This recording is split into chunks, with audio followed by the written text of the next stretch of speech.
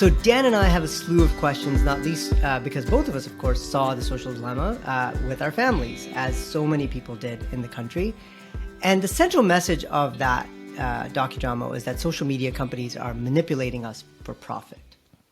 But Facebook actually put out a response afterwards saying such a strategy would never work in the long term. You can't build a company based on upsetting your users, and it's simply not true. So what do you say? What do you make of that?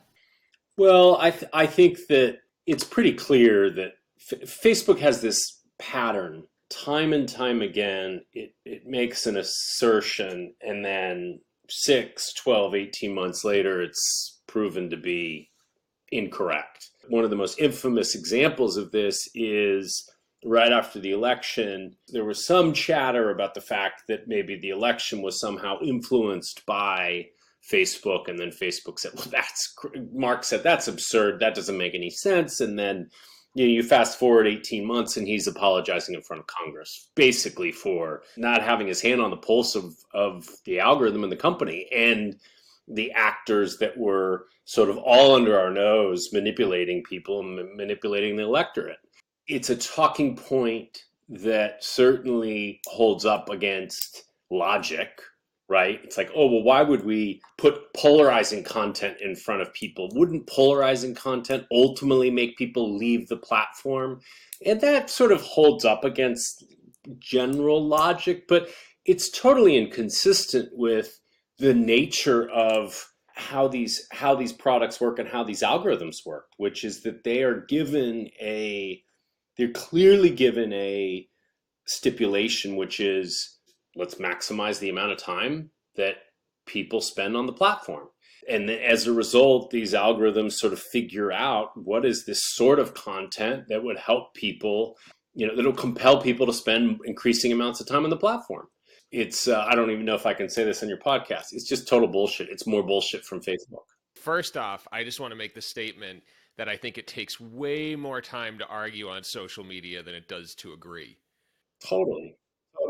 Well, and you are in a, when our point of view is threatened, there are aspects of sort of the limbic system that get activated, right? And so it just creates this energy and this motivation and all-consuming state for us to dig in on our point of view and support our point of view with facts that we go out and find and then post into the comments. I have a question for you on that front, because Facebook has been blamed for a lot of the polarization in the US, and for that matter, social media on the whole.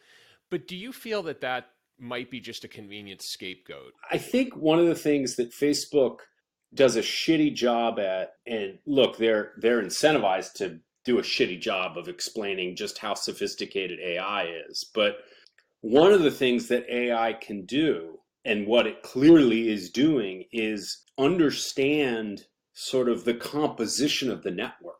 So let's take a country and figure out, how do I take this system, this aggregation of tens of millions of people, and get all of them as a collection to spend more and more time? The way that I, as a collective, could get people to spend more and more time is I could slowly and imperceptibly walk people a little bit further on the political spectrum, a little bit further on an axis of division than they were the day before. Most people hear that and they're like, well, the AI can't do that. Like it can't figure out what the most potent division axis is and then take Dan and me and walk us further and further apart. And the reality is that that's exactly what AI can do. It is that sophisticated, and that's exactly what's happening. So Tim, is it fair, is what you're saying that while social media is not necessarily the root cause of polarization, it will exacerbate and amplify whatever divisions we have in search of maximizing engagement and time on platform?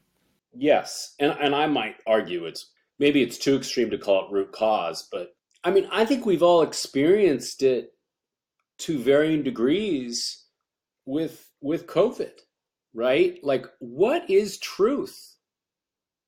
Truth has been completely neutered.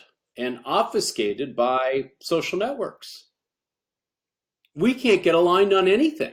I think anecdotally, at least, and I haven't seen all the data, but I suspect that if you guys look through the nature of your interactions with your family over the or friends over the last 1 to 2 years, I bet that I suspect, certainly it's the case in my experience, there's real division that has been established and exacerbated by the obfuscation of truth on social media around COVID, as an example.